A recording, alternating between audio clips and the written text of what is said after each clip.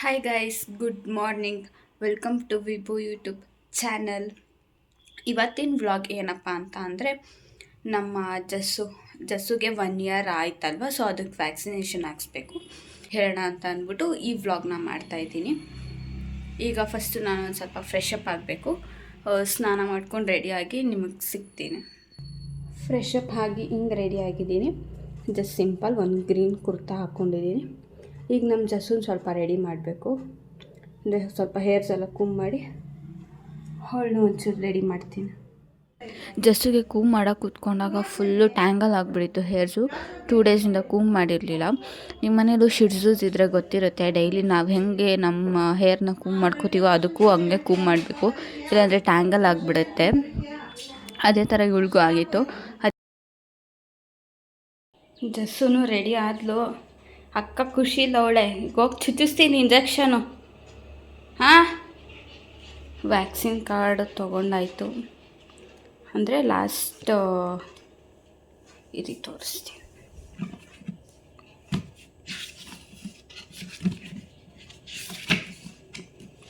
Last year 23/9 ಹಾಕ್ಸಿದ್ದು.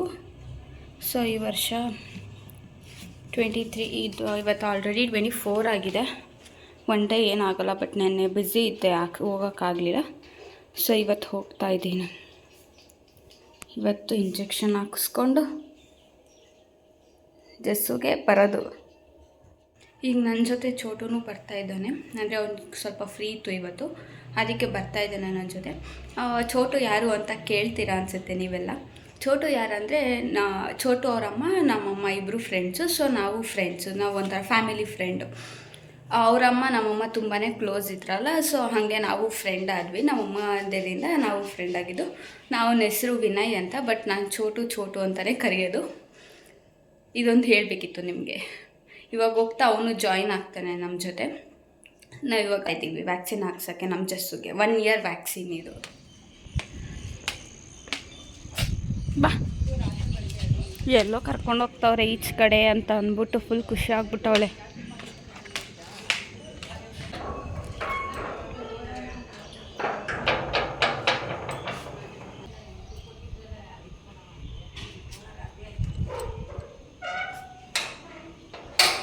ಗಾಡಿ ಹತ್ತು, ಬಾ ಹತ್ತು ಬೇಗ.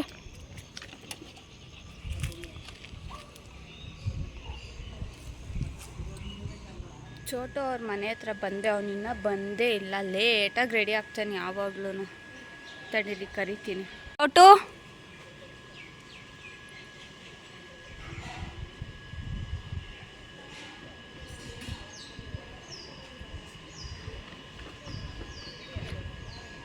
ಬಾ ಬೇಗ.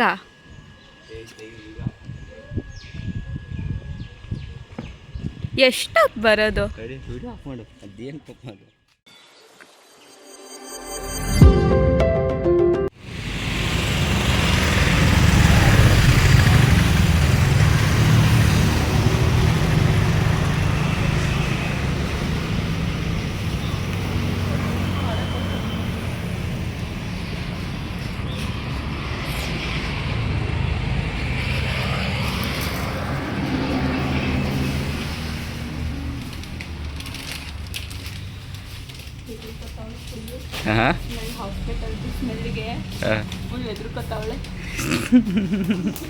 ಜಶು ಇವಾಗ ಚುಚ್ಚಿಸ್ತಾರಡಿ. ಈಗ ವ್ಯಾಕ್ಸಿನ್ಗೆ ಅಂತ ಒಳಗಡೆ ಕರ್ಕೊಂಡು ಹೋದೋ, ಆದರೆ ಅಲ್ಲಿ ವೀಡಿಯೋ ಮಾಡಬೇಡಿ ಅಂತ ಹೇಳಿದ್ರು. ಸೊ ಸ್ವಲ್ಪ ಮಾತ್ರ ಕ್ಲಿಪ್ಪಿಂಗ್ಸ್ ಆ್ಯಡ್ ಮಾಡಿದ್ದೀನಿ. ನಮ್ಮ ಜಸ್ಸು ಅಂತೂ ಫುಲ್ ಭಯ ಆಗಿಬಿಟ್ಟಿತ್ತು ಅವಳಿಗೆ. ಆ ಸ್ಮೆಲ್ಲಿಗೇನೆ ಅವಳು ಒಂಥರ ಆಡ್ತಾಯಿದ್ಲು, ಬೇಕಾದ್ರೆ ನೀವೇ ನೋಡ್ಬೋದು. ಅದಾದಮೇಲೆ ವೆಯ್ಟ್ ಚೆಕ್ ಮಾಡ್ಸೋಣ ಅಂತ ಹೋದ್ವಿ.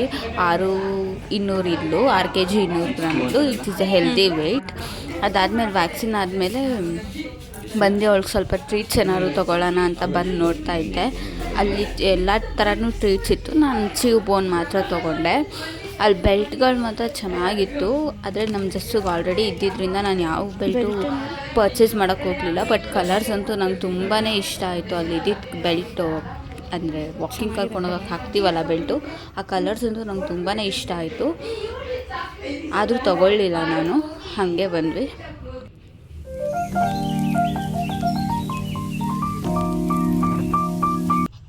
ಮನೆಗೆ ಬಂದಮೇಲೆ ಜಸ್ಸು ಆ್ಯಕ್ಟಿವ್ ಆಗೇ ಇದ್ಲು. ಆದರೆ ಲಾಸ್ಟ್ ಟೈಮ್ ವ್ಯಾಕ್ಸಿನ್ ಹಾಕ್ಸ್ದಾಗೆಲ್ಲ ಜ್ವರ ಬಂದಿತ್ತು ಅವಳಿಗೆ.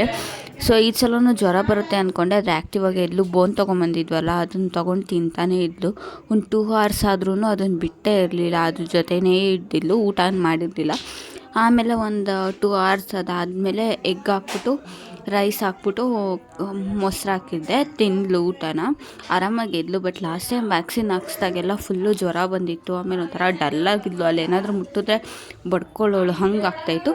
ಬಟ್ ಈ ಸಲ ಹಂಗೇನಾಗಲಿಲ್ಲ, ಆರಾಮಾಗೇ ಇದ್ಲು ವ್ಯಾಕ್ಸಿನ್ ತೊಗೊಂಡ್ರು. ಸೊ ಇದಾಗಿತ್ತು ನಮ್ಮ ಜೆಸ್ಸಿಯ ವ್ಯಾಕ್ಸಿನೇಷನ್ ವ್ಲಾಗ್.